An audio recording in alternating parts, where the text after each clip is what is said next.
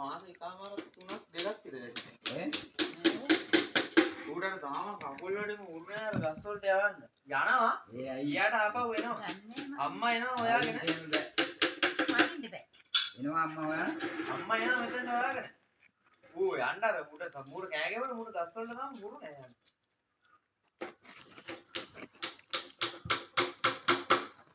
කොහමද දවසකට දාපම සාමාන්‍යයෙන් එන්නේ නැති කියලා ගොඩ වෙලා උඩ පුරාන ගහකට ආයෙ එනවා වතුර බොනවා මල්ලි කෝප්පයක් විතර